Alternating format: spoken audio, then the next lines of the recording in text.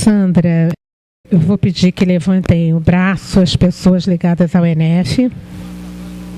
ENEF é o Encontro Estadual da Família. E que levantem agora os amigos da Comerge. Tá certo.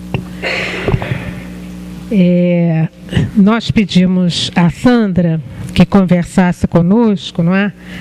A respeito do tema "No teu coração, uma semente que fruto dará". Antes de mais nada, não, aqui mesmo.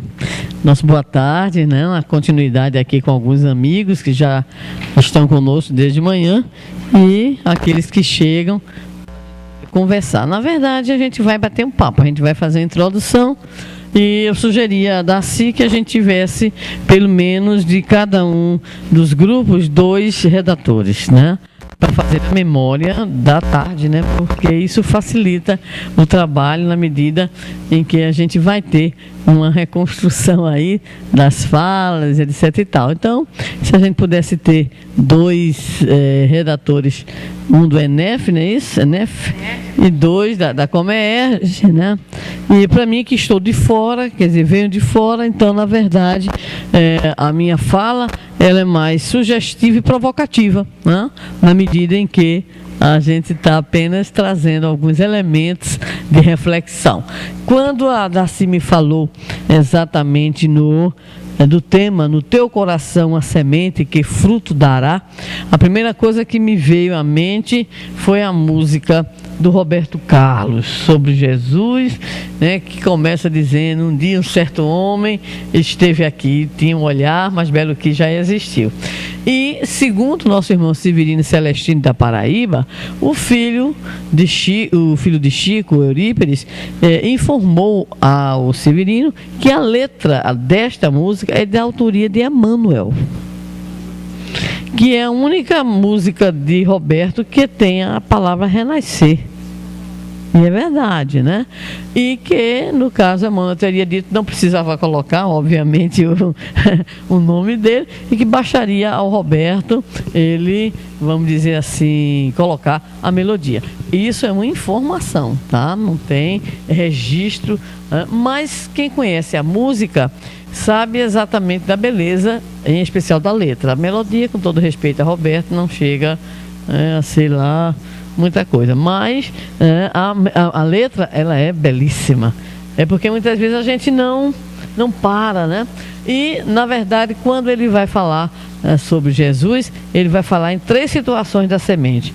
Ele vai falar que o semeador ele virá exatamente para ver, né, aquilo que ele plantou, mas que ele vem também chorar pela semente que não brotou, mas que também é uma terceira situação, mas que ainda é tempo de plantar dentro de si a flor do bem para poder lhe entregar quando ele assim chegar. Então, quando a Darcy falou do tema, foi a primeira coisa que eu me lembrei, porque a música ela poderia favorecer, e aí a gente vai falar em todas as direções, discussão de grupo, arte, né?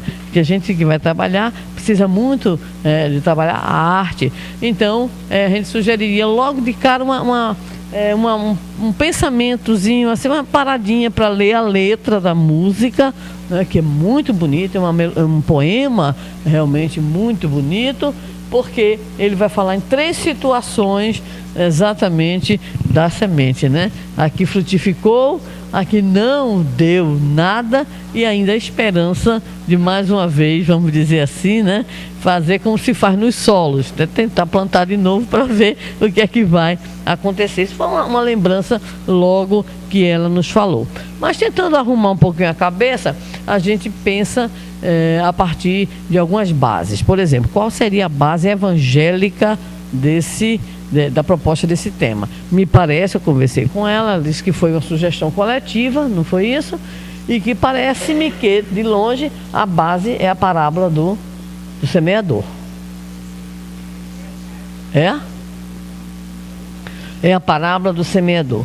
Além da parábola do semeador, nós poderíamos acrescentar a isso algumas outras bases doutrinárias, como, por exemplo, não se esconde uma cidade edificada sobre um monte, muito se pedirá a quem muito foi dado, né? E assim por diante, ou seja, é sempre na perspectiva de que houve um processo de semeadura, houve um processo de investimento e que isso tem que retornar na forma de uma germinação, de uma frutificação, né? E essa frutificação, ela tem algumas características que são muito importantes. Então, a gente pensou exatamente na parábola do semeador como base evangélica, com algumas outras observações de Jesus. Muito se pedirá que muito foi dado, não se põe a candeia debaixo do alqueire, não se esconde a cidade edificada sobre o monte, né? Vós sois deuses, vós sois o sal da terra, vós sois a luz do mundo, brilha a vossa luz diante dos homens. Tudo isso estaria presente dentro desse processo, a nossa compreensão, o nosso entendimento. Então a gente já faria o levantamento dessas bases evangélicas e com uma observação que entendemos ser muito importante, né? É que na parábola do semeador, a conclusão, ela é fundamental, porque a partir do momento em que o enfoque dos terrenos vai se apresentando, não é isso? Então, o terreno à beira do caminho, o terreno dos espinheiros, né? O terreno pedregoso e a terra fértil. Quando chega na terra fértil, há uma conclusão que é muito importante para nós. É porque nessa terra fértil, aquela semente que germinou, ela produz frutos diferenciados, né? Eu sempre digo que eu sou louca, porque eu gosto muito de fazer algumas instruções na exegese do Novo Testamento, em especial dos 4 evangelhos, mas há aí uma metáfora muito bonita, que é o seguinte: e a terra fértil produziu a 30, a 60 e assim por um. Eu sou louca que algum matemático faça uma garimpagem nos textos evangélicos e tem muita coisa de números. Então, é muito interessante. Isso tudo tem significação, tem sentido que muitas vezes a gente não percebe. Então, é muito interessante observar 30, 60 e 100 por um, ok? Engraçado porque não é 30, 50 e 100. Tem uma razão de ser, que lá na cultura hebraica, né? A sua base, né, numérica. É interessante, né? A gente pensa que ele deveria ser 30, 50 né? Ou 100 não, fica 60 e tem uma razão de ser por 60. Bem, em relação às bases doutrinárias, então, a gente vê principalmente as perguntas 132, 133, 133A, 166, 167. Vamos lá, calma. 132, 133, 133A. Todas falam sobre o processo de criação dos espíritos simples e ignorantes, destinados a se instruírem. Para quê? Para o aprimoramento, o aperfeiçoamento, onde nas atribulações da vida corporal. E tem um item que é muito interessante também, acho que está na 132, está por aqui, a gente deve ver daqui a pouquinho, que é ocupar o lugar que nos cabe na criação divina. Essa abertura, né, de uma riqueza que a gente precisaria explorar muito. Como é que a gente pode ocupar esse espaço, né, na criação divina? O que isso significa? Isso significa que, em primeiro lugar, o Criador não nos fez para a ociosidade. Ele não nos criou para apenas nós podermos dizer: olha, cresci, eu sou bom, eu sou puro. Não, você é bom e puro, porque agora é que você vai arranjar um emprego bom, né? Já imaginou que Jesus, como Espírito puro, o Senhor nos entregou a ele, coitado. Ainda está na luta conosco, né? E como aparece no livro Brasil, Coração do Mundo, Pátria do Evangelho, ele dizendo, né, Ismael, que enquanto houver uma lágrima aqui na terra, ele não descansará. Ou seja,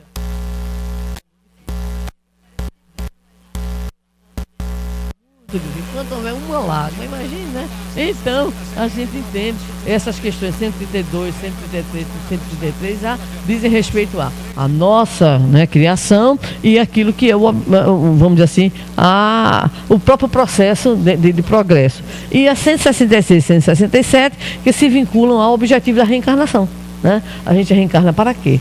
Existem outras questões que, isso aqui foi de cabeça, mas existem outras questões, principalmente na parte terceira do Livro dos Espíritos, na Lei do Progresso, onde a gente vai encontrar, né, também outras bases doutrinárias que vão nos falar exatamente sobre o que? Progresso.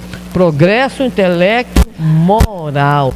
E também na própria conclusão do Livro dos Espíritos, lá pelo item 4, se não me engano, também algumas coisas que nos remetem a esse progresso, a essa compreensão sobre o que é esse progresso. Passando, obviamente, por todas as questões relativamente ao autoconhecimento, relativamente ao orgulho, né? Que vem lá da 913, se tic-teco ainda estão articulados, né? A 919 por aí, tem o Livro dos Espíritos. Então, a gente faria como que uma cartografia das bases evangélicas, uma cartografia das bases, né, doutrinárias, para a gente poder ir se guiando, eu entendo assim, né? E aí a gente poderia levantar eixos para o desenvolvimento do trabalho. Então a gente vai para as bases evangélicas, as bases doutrinárias, e aí a gente chegaria aos eixos que vão nortear tanto a atividade do estudo, quanto a atividade artística, quanto as discussões. Então, algumas coisas a gente imaginou, né, para contribuir aqui dentro da nossa dificuldade e limitação. Primeiro, seria exatamente a própria parábola do semeador. Ela foi uma parábola que não foi fácil, porque dentro do contexto das parábolas é que os discípulos pedem explicação. Não sei se vocês prestam atenção. Ele narra a parábola e os Espíritos explicam. Então, me parece que é a única que ele detalha, né? E aí a gente tem um farto material, a gente tem Rodolfo Caligares, né? A gente tem o Carlos Bachutel, e a gente tem uma contribuição muito interessante da Terezinha de Oliveira, no livro sobre parábolas, muito interessante. Inclusive me ajudou muito a compreender o danado do terreno à beira do caminho. Porque eu sempre tive uma dificuldade. Porque um dia um evangelizando meu me fez a seguinte pergunta: como é que o semeador, que sabe tanto, ele deixou a semente ficar na beira do caminho? Não seria uma perda da semente? Menino, eu levei muito tempo. Até que, eu não sei se é o livro da Terezinha, acho que é o livro da Terezinha de Oliveira, né, do Allan Kardec, lá de São Paulo, Campinas, São Paulo. Parábolas. Eu acho que começa com parábolas. Parábolas que Jesus nos ensinou, parece, mais ou menos assim. É uma linguagem mais jovem, bem mais jovem. Então, eu, pela primeira vez eu vi quem interpretou assim a parábola, usando a beira do caminho, porque toda vez que fala a beira do caminho, a gente pensa que ela foi jogada. Eu pensava assim, dentro da minha, né, limitação, da minha escura evidência, né? Então, eu pensava assim, a beira do caminho, mas não, a beira do caminho, ela me dá luz. A beira do caminho é o seguinte: você imagina o mato, tá? E aí abre um caminho aí no mato. O que acontece com esse caminho? Ele é o quê? Duro. Aí foi que me deu uma outra percepção. Toda vez que eu pensava a beira do caminho, eu pensava de um jeito. Eu pensava assim, jogada a coisa. Não é não. É um caminho mesmo. Um caminho que a gente vai o quê? De tanto a gente pisar aquele caminho, ele começa a ficar o quê? Duro. Então o problema é a dureza. Isso dá pra gente uma outra percepção. Para mim deu uma outra percepção, porque a gente tem clareza do pedregulho, a gente tem clareza do espinheiro, não é verdade? E da terra fértil nem precisa, mas da beira do caminho, essa daí danada, bandida, né? Essa beira do caminho, o que é? Então a gente já poderia imaginar o quê? Os corações endurecidos, impermeáveis, né? Aquele de difícil acesso. Então não é que o semeador não quisesse ter plantado, ele plantou ainda assim, deixou ali o quê? A semente, para ver se aquele terreno de alguma forma poderia, né, desenvolver ou ter as condições para isso. Então, sem dúvida alguma, acredito que o grande eixo do trabalho será uma exaustiva busca de interpretação, de exegese da parábola do semeador. Isso aí é um eixo que a gente considera fundamental. Conversando com a Daci, e pensando que esse trabalho vai ser em relação ao jovem, daí no teu coração uma semente que fruto dará, entendemos que um dos pontos centrais, talvez, para se trabalhar com o jovem, fosse exatamente o projeto de ser de cada jovem.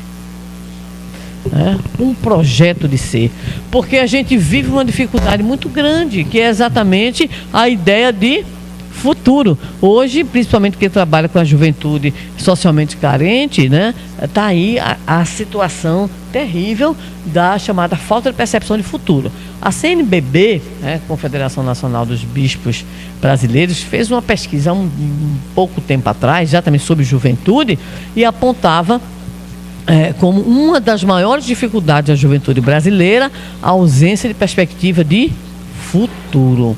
O que remeteria, de alguma forma, o jovem a uma, vamos dizer assim, uma atitude enlouquecida de aproveitamento, né, de busca do prazer. Eu acabei de receber um presente da minha amiga Lúcia Moisés, que nós estávamos discutindo, que é uma dissertação de mestrado do César Augusto Alves da Silva, intitulada Além dos Muros da Escola, onde ele faz uma pesquisa que quer da sua vida. E eu estava conversando com a Darcy dizendo que geralmente as respostas não envolvem nenhum sentido de espiritualidade, do sagrado, né? Aparece aqui e acolá, mas a grande, vamos dizer assim, a grande presença é na área profissional, econômica, né? Alguma coisa familiar, alguma coisa na área afetiva. Então, quando a gente pensa na temática, no teu coração uma semente, né? Que fruto dará?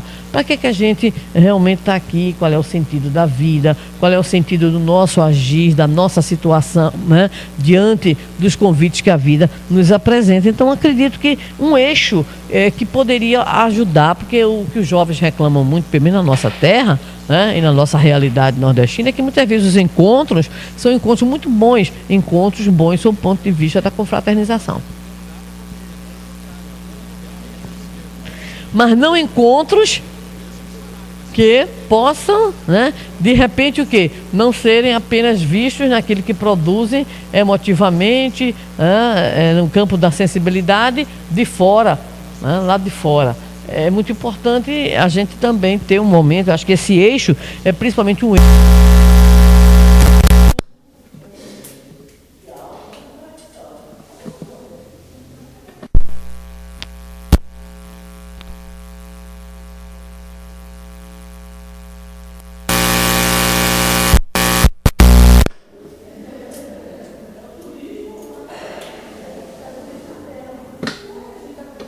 Numa perspectiva de trabalho com juventude espírita, principalmente, a visão, a gente está aqui para quê? Para fazer o quê? Qual é o sentido que a gente atribui a essa existência? A gente está aqui fazendo, na verdade, um turismo. Vamos ter uma experiência reencarnatória. Será que a gente reencarna assim, né? O pessoal lá de cima diz, desocupa aqui que está vindo muita gente, né? Tá, a gente vai descer, vamos lá, vamos vestir aí um corpício, né? E aí a turma cada vez mais exigente em relação ao corpício, né? Para poder fazer o que aqui?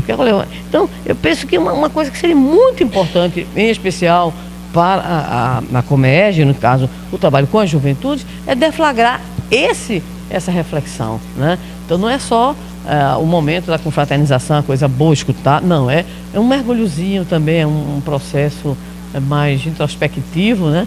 Para a gente poder avaliar. Talvez seja das poucas oportunidades que os nossos jovens têm, porque geralmente nem na família, nem nas escolas se estimula os processos de autoescuta, né? Então é bom a gente parar para fazer uma autoescuta, né? Me lembro muito que Maria Montessori, ela tinha com as crianças da educação infantil o chamado momento de silêncio. Momento do silêncio, que era para que a criança ela ouvisse o silêncio e para que ela se ouvisse. O objetivo era, quando você fica calado, todo mundo calado, o que é que aparece? O que emerge, né? Olha que coisa, ela fazia isso, olha que intuição maravilhosa para aquele espírito extraordinário, né? Então, será que a gente também está proporcionando um momento de escuta, né? De autoescuta, para que cada um possa responder qual é o seu projeto de vida, né? E aí? Isso na família também, sem dúvida nenhuma, porque às vezes a gente leva no popular coisa, né? No popular, tô na chuva, é para me molhar, né? Eu vou levando, tá? Empurrando com a barriga, muitas vezes sem essa escuta, nem das figuras dos genitores e nem da escuta do outro, que é também fundamental. Um outro eixo que a gente acha interessante é que a partir dessa reflexão, dessa escuta, é exatamente tentar compreender os chamados elementos do próprio processo de germinação. A gente falou em semente, como é que a gente desenvolve isso? Isso é uma coisa muito importante. Tá, eu preciso descobrir o que é que eu quero, tudo, mas como é que eu faço? Eu acho que a gente lembra muito, né, uma historinha bem rapidinha do jovem rebelde que queria que os rabinos explicassem para ele, no tempo que ele pudesse ficar de pé, num só pé. Todo mundo conhece, foi muito socializada essa história, né? E aí ele queria que os rabinos explicassem para ele toda a Sagrada Escritura. E nenhum rabino quis responder. Até que um disse para ele, vá procurar Hillel ou Eliu, né, que ele vai responder. E Léo ouviu a proposição do jovem, que era no tempo que ele pudesse ficar de pé, num só pé. No Nordeste a gente chama de quarto de bêbado, né? Vamos fazer o quarto de bêbado, né? E ele pudesse explicar a escritura. E aí ele vai exatamente e diz assim, pá, pode se preparar. O jovem se prepara, toma posição e ele responde, ama. E o jovem ainda ficou em pé. Aí ficou calado. E aí ele baixou o pé, né? E aí ele perguntou, mas peraí, aquela Sagrada Escritura todinha só para dizer ama? Ele disse, não, mas amar é o principal. E aí ele perguntou, e o resto? O resto é saber como faz. Né? Então é interessante a gente, precisa identificar, mas agora como é que a gente faz? Quais são os procedimentos, né? Qual é, vamos dizer assim, o caminho que a gente pode trabalhar em relação a esse processo de germinação? Como é que isso vai se dar em nós? Então a gente tem muito material aí de conduta espírita, né? De reforma íntima, muita coisa que a gente pode trabalhar. E, obviamente, quando a gente tem todo esse processo, a gente tem também algo importante, que é o fruto. Que fruto é esse? Né? Então, esse que fruto é esse, a gente pode, aí a gente vem, né? Vamos identificar as necessidades nossas, as nossas metas e tudo mais, como é que a gente pode trabalhar em cima disso e que fruto, de fato, a gente quer, ou seja, quais são os valores. Aí a família, o trabalho na família seria uma coisa extraordinária, né? Quais são os valores que a gente pensa, né? O que é que esses valores podem, vamos dizer assim, contribuir no seio da própria família, no exterior, né? Então, qual é a qualidade do fruto que a gente quer, né? E para isso, acredito também, aí para fechar o raciocínio, é preciso que a gente apresente o quê? Exemplos claros e nítidos. Então a gente deve apresentar, penso eu, exemplos tanto no movimento espírita quanto fora dele. Então a gente poderia estar lembrando da Darcy, que recentemente na Inglaterra, Divaldo, participando do movimento Você e a Paz, lá em Londres, ele, do movimento Você e a Paz, vamos dizer assim, são homenageadas, condecoradas algumas pessoas, né? Que são exatamente escolhidas. E uma das pessoas escolhidas foi um menino, eu não sei se ele tem 12 ou 13 anos, e ele tem hoje uma atuação em larga escala, em escala internacional no campo ambiental. É porque não tem acesso à internet, mas se tivesse acesso à internet eu passo para você, né? Quem é o menino? Aparece o discurso do menino. Ele deve ter no máximo 13 anos de idade, né? Uma coisa fantástica.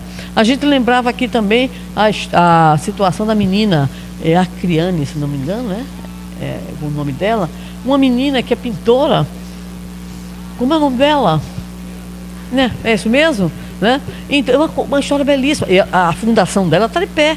E ela continua desenvolvendo um trabalho belíssimo. Ela pinta, ela é pintora autodidata, né? E ela pega uma boa parte da produção, aliás, da renda dos produtos artísticos dela. Ela é pintora e cada coisa linda, né? E ela então reverte para quê? Para crianças, né? Para atendimento a crianças. Então a gente faria uma garimpagem de crianças, são crianças, viu? E adolescentes. A gente poderia tentar levantar aí crianças, adolescentes e jovens que hoje estão produzindo no mundo movimentos sociais, movimentos de apoio e constituindo grupos, né? Porque isso dá um sentido de o quê? De realidade, né? Então isso é uma coisa muito boa. Então a gente vai encontrar, tenho certeza, por exemplo, depoimentos maravilhosos de médicos vinculados, jovens médicos vinculados à ONG internacional, Médicos Sem Fronteira, coisas belíssimas, né? Grupos extraordinários. A gente poderia pensar aí algumas coisas que sensibilizam, que de fato vão mostrando que aquilo que a gente está discursando não é apenas o quê? Um conjunto de palavras, não é verdade? Mas pessoas que de fato estão já em idade infantil, de adolescente, de jovem, frutificando coisas para a terra. Isso sem falar também numa tropinha que tem por aí, fazendo medicina, né? Meninos que são considerados prodígios, que externam todo um discurso voltado para quê? A descoberta da cura do câncer, né? Tem um aí que que está na atividade, né, da medicina, exatamente. Ele diz assim, olha, eu vou descobrir, eu vou pesquisar isso. Então, são coisas assim que a gente já pode também utilizar. E se a gente for utilizar ainda como exemplo, os nossos próprios, aí sim a gente vai trabalhar, né, principalmente quem vai trabalhar na Comerge, os exemplos de jovens do próprio movimento espírita. E a gente estava lembrando, né, o Chico jovem, o Hipólito Leão Denizar Rivaio e o idealismo na área da educação e o agir, a ação, né? A nossa Ivone Pereira, não é isso? O nosso Divaldo, tão jovem, olhando, contemplando lá pela mediunidade, o lugar que mais tarde ele estaria desenvolvendo o seu trabalho, né? Na Mansão do Caminho. O jovem Raul Teixeira, que queria ser cantor de crooner, de orquestra, né? E aí, quando ele entra na Casa Espírita, aos 14 anos de idade, ele então é chamado por um colega, vai, e lá então ele como que tem a primeira manifestação propriamente mediúnica, né? Então era um jovem, ok? E lembramos também a figura do Leopoldo Cirne, que era nordestino, arretado, né? Paraibano, e que foi vice-presidente da Federação Espírita Brasileira com menos de 30 anos de idade, né? Então a gente poderia investir em algumas pesquisas. Nós sabemos, por exemplo, que existem hoje algumas ONGs que têm um trabalho muito interessante, por exemplo, na faixa de Gaza, né? Procurando o quê? Juntar jovens e crianças judias e palestinas para o desenvolvimento de uma convivência pacífica, de cooperação. Então, eu acho que seria um trabalho muito gostoso para a gente garimpar essas informações, né? Então, seriam como eixos que poderiam ser trabalhados tanto no nível, né, de conteúdos, quanto no nível da arte, né? E assim por diante. Então, eu acredito que isso poderia proporcionar, vamos dizer assim, ao participante, não apenas aquela sensação gostosa da confraternização, mas ao mesmo tempo também um trabalho de autorregulação e que poderia culminar, provavelmente, em cada mocidade com a confecção de um projeto, penso eu, né?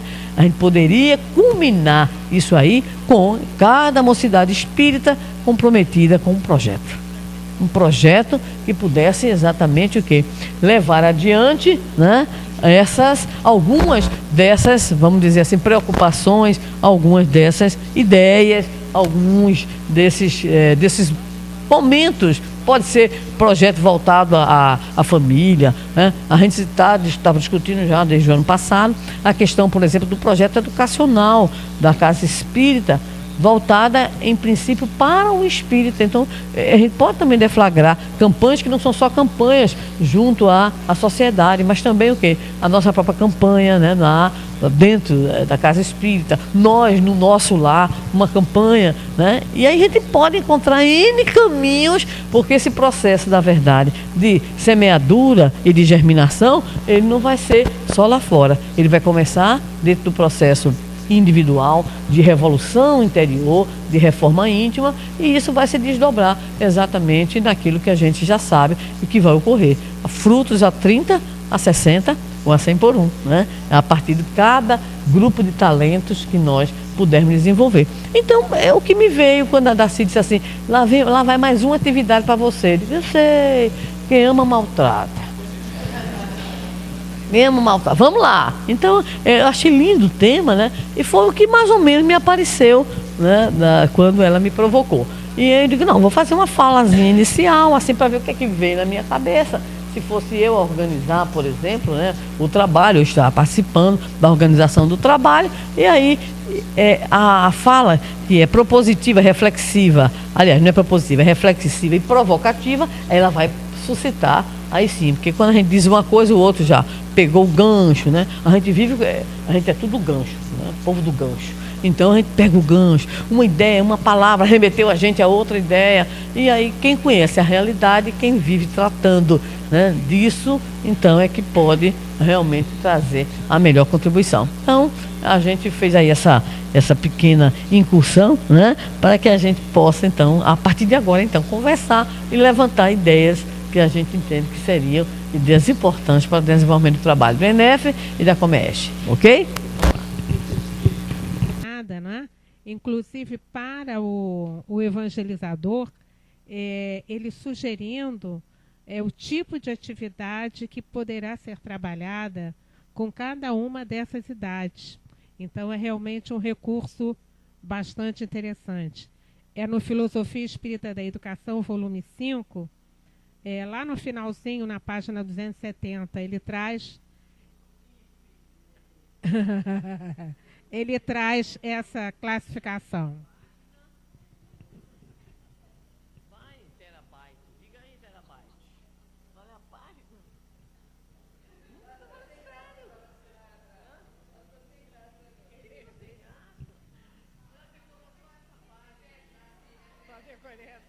Decorou só essa página, vai mesmo? 275. Decorou só isso.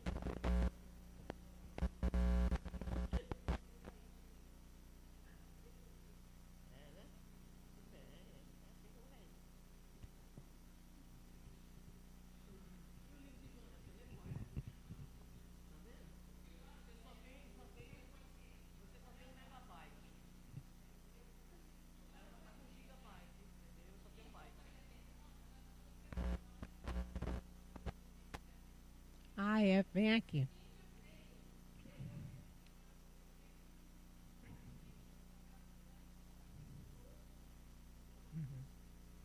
Mas Ser Consciente. É o livro da Joana.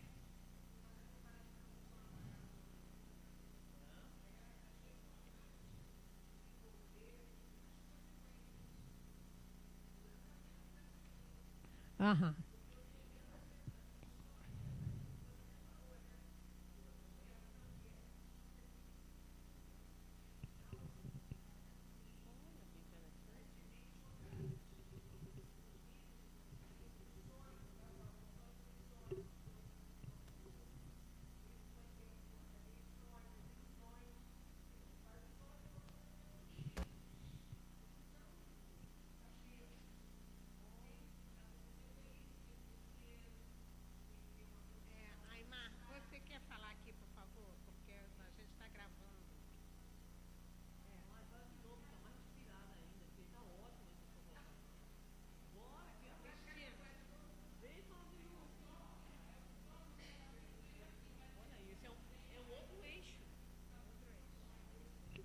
Cris, isso é um outro eixo muito interessante, as consequências. Mulher, você tá assim com Dona Joana? Eu gosto de Joana. Quando ele falou ali, eu já tinha acabado de falar e pensar aí. Tinha acabado de pensar aí, eu falei assim, a Joana de Anjos.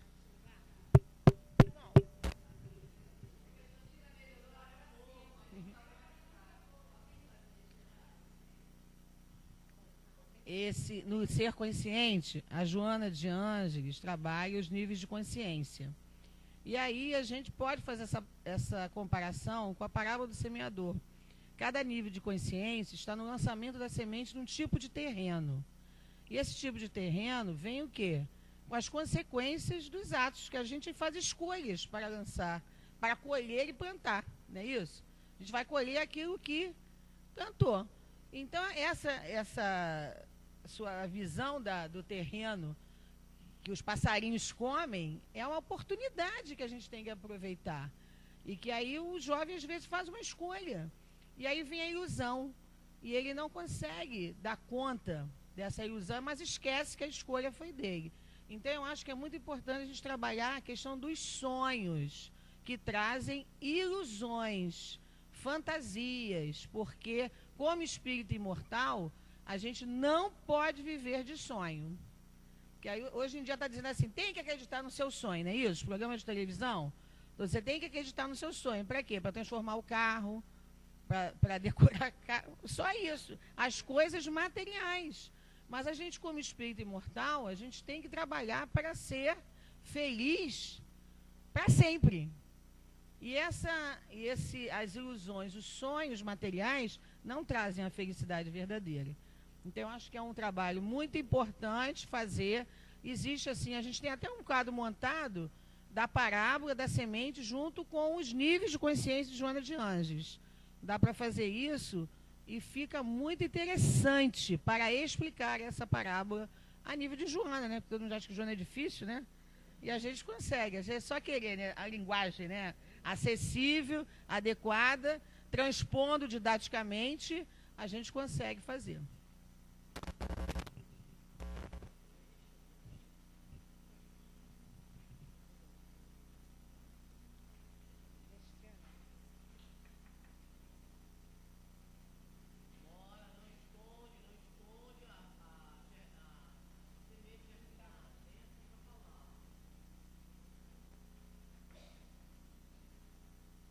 Eu já não me lembro o que eu falei da primeira vez, mas eu vou continuar aí na Aimar. Mas aí, Aimar, a gente precisa tomar consciência da vulnerabilidade dos sonhos, mas precisa ir lá no pensamento e vida para colocar no lugar o desejo e a vontade que se transformam no pensamento, que criam o pensamento e potencializam as ações. Quer dizer, se é autoconhecimento, a gente vai ter que mergulhar nesse dado que o Emmanuel traz para a gente tomar consciência cada vez mais de quem nós somos, o que estamos fazendo aqui, dando os instrumentos, princípios literários, através da arte, da sensibilização, para que o jovem vá realmente tomando conhecimento, introjetando tudo isso, e a família também, né? Porque a gente está trabalhando junto. Se por um lado o terreno fértil o jovem que é quem recebe a semente, quem está trabalhando a semente, a família também é campo fértil. Então a gente não pode esquecer que nenhum dos dois é exclusivo nessa análise, porque ambos são terrenos férteis. Então, ir lá no nosso desejo, lá na nossa vontade, como é que a gente transforma isso tudo em ação produtiva. Exatamente. A primeira fala acerca do projeto, né, da ideia do projeto. Se a ideia, se surgir a ideia realmente da construção de um projeto, tenha ele que perfil for, né?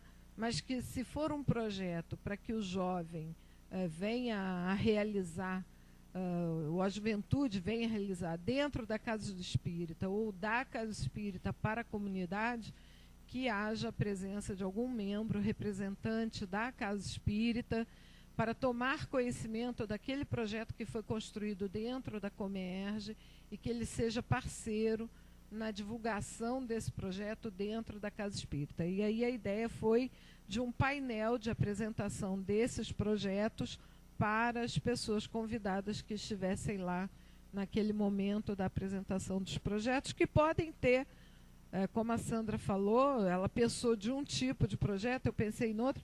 Quer dizer, os projetos eles podem ser muito variados, né? Às vezes a Casa Espírita ela está dentro de uma comunidade e ela está ali voltada para a realidade daquela comunidade. Então o jovem espírita ele pode ter uma participação muito ativa no movimento da casa para a comunidade. E pode ser uma outra casa que o projeto sejam as próprias pessoas de dentro da casa, e aí é outro tipo de projeto mesmo.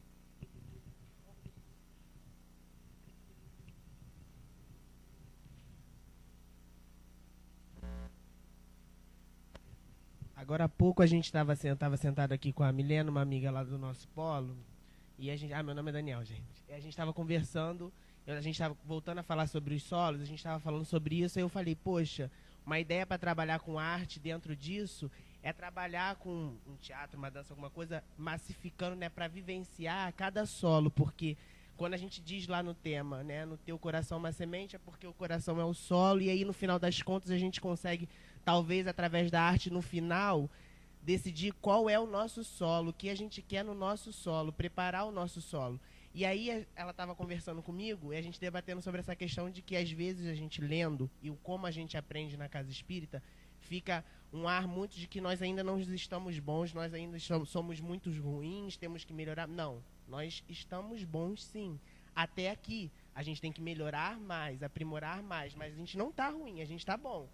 E aí a gente melhora mais, que é assim, um método que a gente às vezes até usa para trabalhar lá. A gente não quer deixar com que o jovem ache que ele é a pior pessoa do mundo, né? Que ele não faz caridade, que ele não faz nada, que porque ele briga no colégio, ele é péssimo. Não, ele é muito bom, só que ele pode melhorar mais ainda. E a gente tem que trabalhar nele a melhora, não lembrar para ele o que impulsiona ele para baixo, não levantar ele cada vez mais. É mais ou menos isso.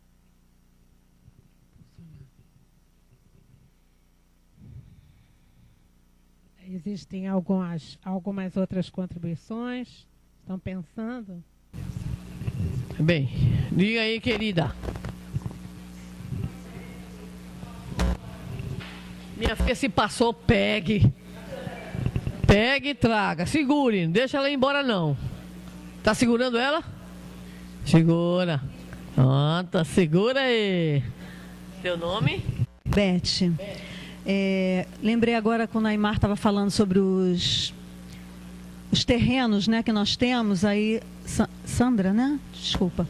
Falou que aproveitando essa parte da família, né, falando para os jovens que cada um é um terreno, né? Os pais têm que ver nos filhos cada um terreno. Achei interessante a gente tentar fazer, não sei se isso será possível, tá, gente? Voei aqui, vamos ver. Um trabalho conjunto, ENEF Comerge, em que para os jovens se fala que os pais também são corações diferentes, são terrenos diferentes e que ele precisa compreender, assim como nós falaremos para os pais que os filhos são terrenos diferentes, que a gente precisa compreender. Porque senão fica um trabalho estanque. ENEF faz um trabalho, Comerge faz um trabalho, o filho chega em casa e os trabalhos são diferentes. Então, seria uma ideia da gente conversar coisas semelhantes ao final de cada evento. Então, quando o filho chegar em casa, eu falei sobre isso assim, assim. Aí os pais também falaram, eu também falei sobre isso assim, assim. Né? Como é que a gente pode trabalhar isso junto? Acho que isso seria assim, o complemento do nosso trabalho. Uma integração e um complemento, porque quando a gente tem um problema entre pais e filhos, e no ENEF a gente trabalha, por exemplo, né, falando para os pais que ele tem que ter paciência, que ele tem que ter compreensão com os filhos, que ele precisa fazer com que esses filhos compreendam que eles são seres imortais, aquela coisa toda de evangelização que a gente tenta passar para os pais em relação aos filhos, os filhos também precisam entender isso. Né? Eu me lembrei agora daquela música do Legião Urbana, que ele fala, né? Você também precisa entender os seus pais. Cantou aí? Pois é, cantou também? Eu não lembro direito da letra, mas é uma letra bastante... Esse pedaço, pais e filhos, esse pedaço, pelo menos, é muito interessante quando ele lembra aos filhos, você compreende seus pais? Você diz que seus pais não te entendem, mas você entende seus pais? Que tem que ser uma completude. Né? Então, acho que seria uma oportunidade assim, bastante interessante para todos nós, Comerge, ENEF, fazermos um trabalho que seja similar, igual a gente sabe que não vai poder, né? Porque a gente precisa adequar cada um. Mas que quando eles chegarem em casa, um converse com o outro a mesma coisa. Isso é para você. Tá? Vai. Então fale, Daeta. Vem cá para a gente... Então, a gente lembrar também que os terrenos eles podem ser reciclados, né? Senão, se a gente fica sempre com a sensação que a terra tem que ser fértil sempre. E aí a gente leva alguns que tiveram algumas oportunidades, né? Que não foram bem sucedidos, mas eles vão ter a oportunidade também de frutificar, porque isso é do espírito imortal, né? Então a gente tem essa possibilidade sempre, em todos os momentos, de estarmos reciclando esse terreno para que essas sementes sejam produtivas.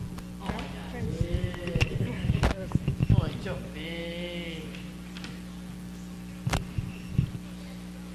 E a gente pode levar, inclusive, algumas coisas interessantes sobre, né, nessa área, aproveitando aí o Rio Mais 20, né?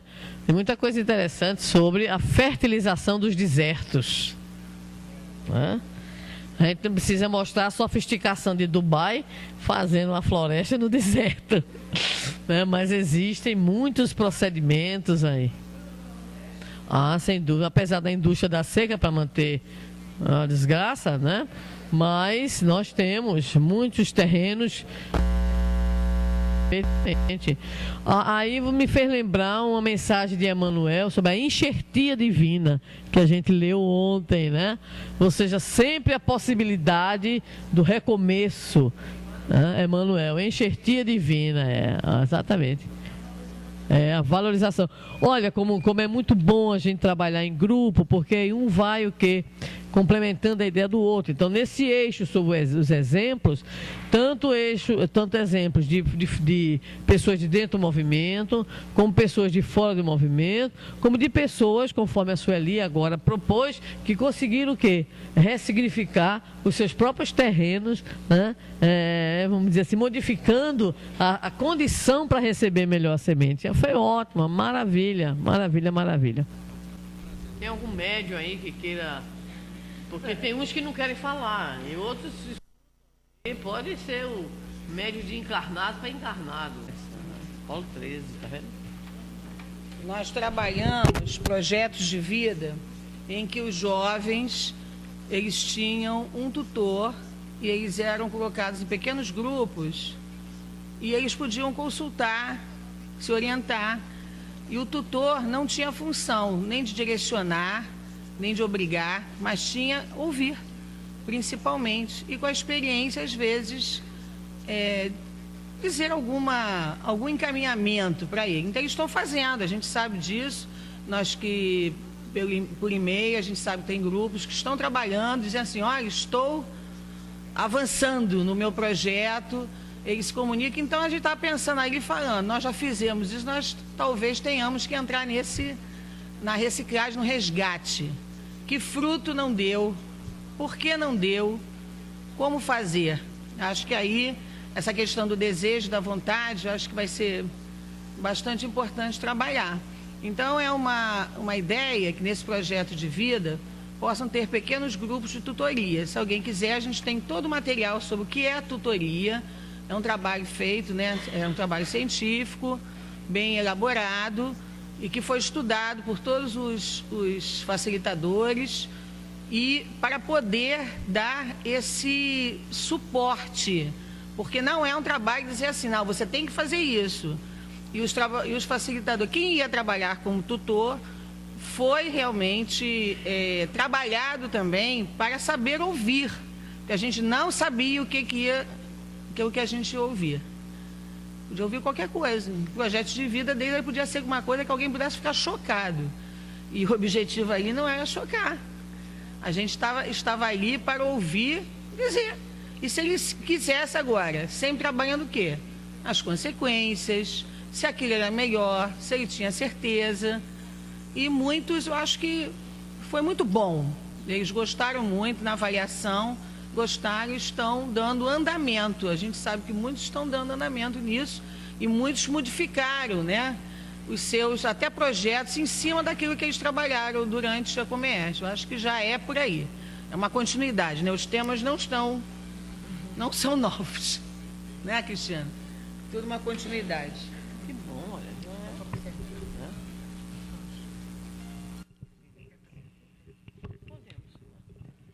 Bem, então, só para aumentar aí um pouquinho, nas bases doutrinárias também, a Livro dos Espíritos 779 e 913 a 919. Estava certo aí, tá? Exatamente, né? E a 779 de respeito ao progresso, né? E a gente entendeu a partir das falas aqui que a gente teria mais um outro eixo, né? O outro eixo seria exatamente, além dos que a gente colocou, a questão dos níveis de consciência, ok? Usando o trabalho da Joana de Ângeles, as suas consequências, certo? E principalmente aí a gente também acrescentou em relação ao processo de germinação, aquilo que a gente deve conquistar, a contribuição também da outra Cristina sobre o papel do desejo e da vontade nessa questão. Então, a gente teria em torno de uns 6 eixos de trabalho, ok? E acreditamos que a contribuição também da nossa irmã Beth foi muito importante para que haja um trabalho similar entre aquilo que é feito na COBEEG e aquilo que é feito na ENEF, para que se criem também laços de diálogo dos conteúdos apresentados, né? Então, achei interessante essa... É a 779, que eu tinha, e a 913 a 919, que vai tratar exatamente do orgulho, do egoísmo, essa coisa toda, né? Que a gente precisa trabalhar. E a nossa ideia é exatamente, a partir do que vocês colocaram, que pudesse ser, vamos dizer assim, estabelecido um certo cronograma de discussões, né, dessas reuniões, e que se saísse daqui para exatamente o contato com a bibliografia, né? Então aqui, ó, houve a sugestão do Ney Lobo, da Joana de Ângeles, Ser Consciente, do Emanuel, Pensamento e Vida, do problema do ser, do destino e da dor, sobre as potências da alma, ok?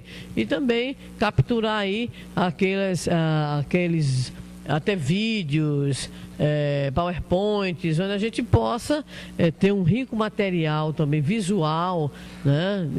Audiovisual para as nossas crianças, jovens e famílias. Algum filme, trecho de filme, né? Que a gente possa trabalhar. E, obviamente, que quem é da arte aqui já está também pensando.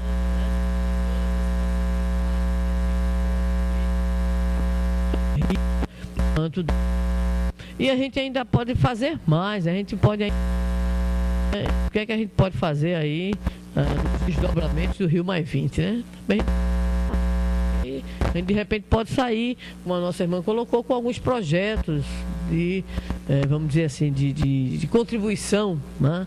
Em todo... Gostaria, Cristina, que você me mandasse tutoria, sobre tutoria, né? E isso seria, para mim, muito curioso. Eu gostaria de conhecer esse processo aí, tá? Então, Cristina, acredito que eu não tenho muito. Eu gostaria pedir que a Darcy me mantivesse aí mais ou menos informada como é que está o processo, né? Para a gente poder acompanhar, mesmo que de longe, e ver pessoalmente também aquilo que eu encontrar, eu te mando, né? E a gente fica aí, tá? E valeu aí a Legião Urbana, ok, meu irmão? Valeu.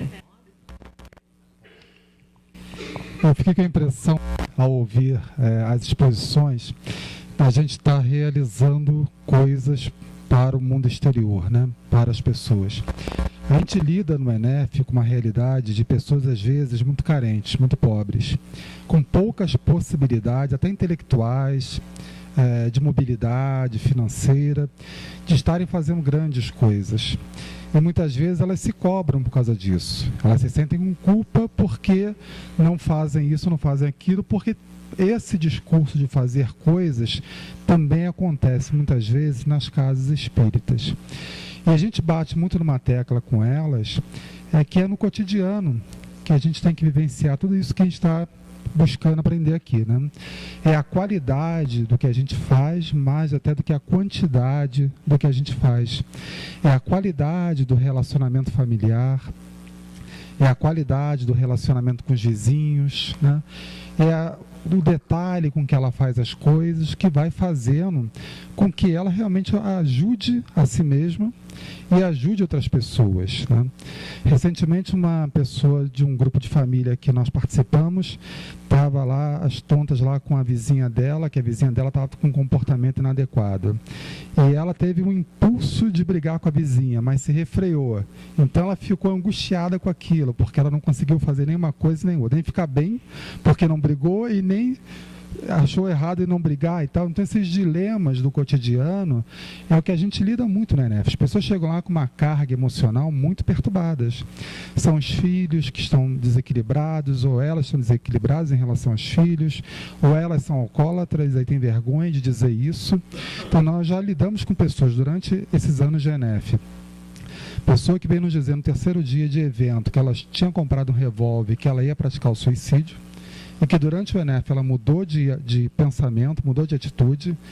Outra que foi arrastada pelo marido no segundo dia, porque no primeiro dia ela estava alcoolizada, no segundo dia alcoolizada, no terceiro ele conseguiu levá-la. Aí no último dia ela disse que nunca mais ia beber, né? Então tem uma série de coisas que a gente vai lidando, que são essas dinâmicas. Então, no nosso trabalho tem essa preocupação de tornar tudo muito simples e de mensagens que a gente consiga aplicar no cotidiano. Se puder ir além do cotidiano, maravilha. Mas se puder só fazer no cotidiano, já é um grande ganho. Então a gente pensa pouco assim, né? E aí a gente está começando a pensar um projeto, né? Do ENEF no dia a dia. Porque nós estamos trabalhando o ENEF, não é? E é um investimento muito interessante que a gente faz para os 3 dias de carnaval. Então, a área de educação está pensando é formar uma grande célula da família, no sentido de que esse investimento ele se torne um investimento comum durante o ano todo, não é? Porque realmente quando a gente vai verificar, por exemplo, esta situação que o Ricardo trouxe, né? Essa situação a gente não resolve apenas nesse período, ela vai precisar de um acompanhamento e, de repente, quando nós estivermos, e aí o grupo todo vai ser chamado, né, para estudar, para a gente pensar a respeito disso, né, para pensar nos encontros durante o ano todo, não é? Nos encontros da família. A gente quer reforçar a questão da reunião dos pais, não é, no trabalho da evangelização, mas a casa espírita também se preocupando com essa família que está ali no dia a dia e que a gente também está acompanhando. Eu tenho a impressão que vai ser um grande investimento que a gente vai fazer, trazendo tudo isso para o dia a dia, no sentido de reforçar, não é, o posicionamento, reforçar o posicionamento espírita das pessoas, ou não, nem sempre espírita, né, porque nem todas as pessoas podem agir dessa forma, mas pelo menos que ela vá entendendo essa questão da espiritualidade e vá colocando isso na sua vida. Então vocês vejam que ainda há muito projeto para a gente desenvolver, né? Bom, pode. Então, Enéia.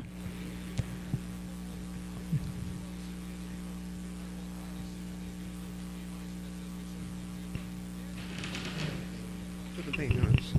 Boa tarde. Só corações queridos. Boa tarde. O ENEF tem uma história muito peculiar dentro do movimento espírita. E essa história, ela vem abrindo espaço para as grandes discussões acerca do objetivo do espírito encarnado dentro de um espaço delimitado chamado casa, que nós podemos chamar de família ou apenas de um grupo, ou sanguíneo. Falo isso aproveitando a orientação espiritual. Então, a caminhada do ENEF, ela tem sido importantíssima. Importantíssima não só para os membros desse grupo, mas também para os trabalhadores. Não mais o trabalhador com foco na família, mas o trabalhador com foco nas suas atribuições na casa espírita. E percebendo que a casa espírita é um aglomerado familiar, é um núcleo familiar. Essa é a visão que o ENEF tem acerca do trabalho que desenvolve. Embora ainda, vamos dizer, por motivo de chegada, tenhamos alguns companheiros que chegam sem entender muito bem o que seja o trabalho, que é natural para todo aquele que chega. E por não entenderem muito bem o trabalho, eles chegam muitas vezes tímidos. E aí, esquecem que existe a parábola do talento e que esta oportunidade, que essa chegada nesse movimento, é para que ele não enterre esse talento que foi dado, mas para que o desenvolva. Mas que desenvolva com um olhar focado na sua missão como ser encarnado. E nós temos um respeito fantástico pelo Espiritismo, que diz que devemos auxiliar ou assegurar que se cumpra o princípio da autonomia dos seres. E sem isso não há trabalho que vigore, que dê certo.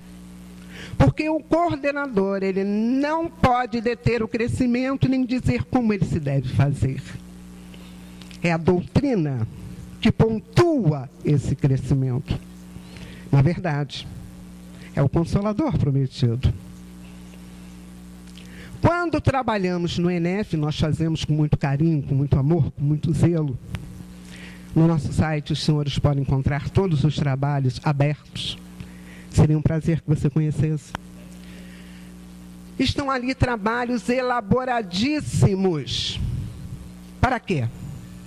Para que o ser se perceba na sua essência. O que eu sou? O que eu estou fazendo aqui?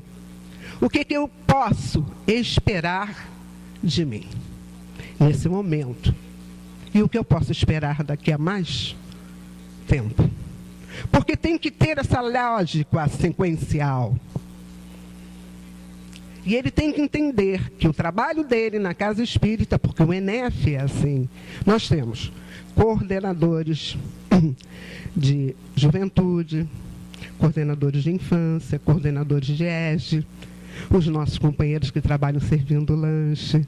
Temos os companheiros da casa espírita, que trabalham na mesa mediúnica. Então, é um aglomerado de trabalhadores.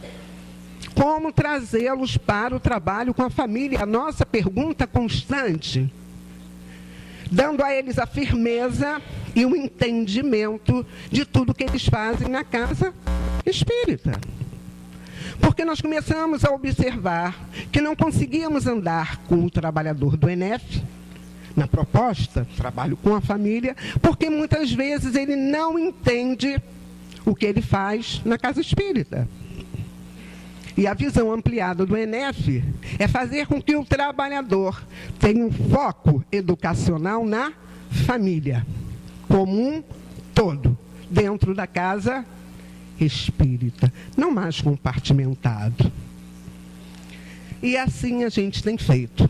Quando eu digo a gente, estou falando do conjunto de coordenadores CERJ, junto com os coordenadores de núcleo, que abraçam essa proposta e fazem com que aconteçam trabalhos maravilhosos, fantásticos. Desculpe, mas é assim. São fantásticos. Meu Deus. /ENEF, site do Comerge, /ENEF. Então é isso que nós estamos dizendo, essa é a proposta. Mas no seio, no coração da coordenação, o trabalhador humilde que chega, aquele que diz assim, meu filho, eu não consigo, a gente vê nele a semente, a gente vê o talento dado por Deus. E um auxilia o outro, um núcleo auxilia o outro. O que um faz é distribuído com o outro. Quando você nos falou, muito bem falado, dos projetos, nós ficamos encantados de ver Taquirajá, que poderia falar do projeto que foi feito, e outros tantos núcleos com projetos em desenvolvimento. E a cada ano a gente se reencontra para recomeçar, não para iniciar, porque nós entendemos que esse trabalho ele é contínuo, não pode ser pontual, e ele não é pontual, ele é contínuo. Mas essa parábola do talento, ela pontua o nosso olhar no trabalho, porque Deus entregou a cada um tanto. E está nos perguntando o que vamos fazer com ele. Porque se nós queremos ser os semeadores, dar 30, 60, 100, há que desenvolver esses talentos. Nós acreditamos nisso. Esse é o trabalho que bate no coração dos coordenadores de GENEF. Porque nós entendemos que ele está ligado à área de educação espírita. Então, ele tem que passar pela educação do espírito. Gente, eu falei demais, mas eu sou empolgada mesmo. É só isso que a gente estava querendo falar. É só acrescentar na bibliografia a questão da parábola dos talentos, né? Bom, todos anotaram? Bom, a gente nesse instante está terminando a nossa conversa. Eu quero agradecer a Sandra. Você ainda quer falar mais alguma coisa? Só lembrei da canção. Hoje o negócio aqui está animado, né? Do nosso Milton Nascimento. Aqui se cuidar do broto. Aqui a vida nos dê flor e fruto. Opa! Essa daí é boa também, né? Somente agradecer e dizer que a gente vai acompanhando e vai aprendendo com vocês aí. Espero que eu possa acessar aqui e acompanhar aí a atividade. Muito obrigada.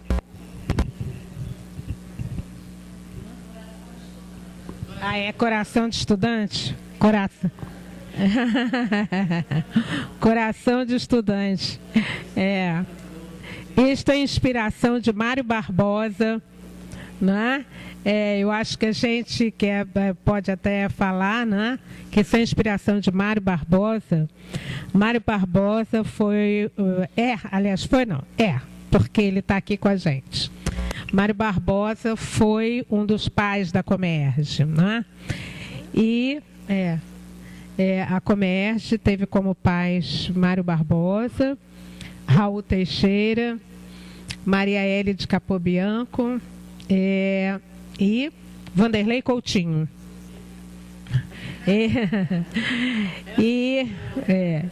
Eles, então, foram os pais da Comerge. Mário Barbosa, ele é do Pará. Ele falava muito que nós espíritas ainda não estávamos conseguindo utilizar algumas músicas do nosso trabalho, que a gente talvez devesse parar para ouvir, perceber o conteúdo, né? E da gente utilizar. Logicamente que ele não estava falando em qualquer música, mas ele estava pedindo que a gente tivesse a sensibilidade da gente perceber esses conteúdos e a gente trabalhar. Ele sempre falou a respeito disso. E o Júlio César Grande Ribeiro também. Quer dizer, são dois companheiros que estão muito próximos do nosso trabalho. A gente tem tido notícia da participação deles conosco. Então, queridos, eu queria agradecer. Quando a Ângela de Luz perguntou se a gente não gostaria de pedir uma ajuda à Sandra, a gente foi discutir no grupo, vamos falar com a Sandra para ver se ela tem um tempinho.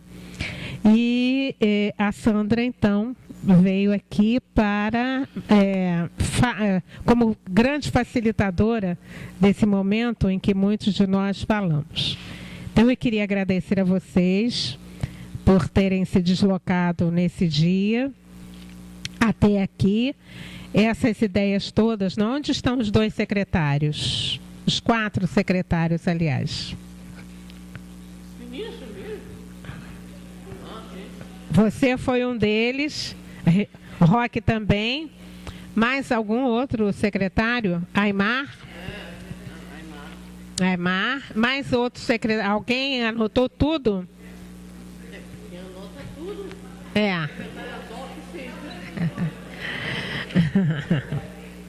Você gravou tudo, né?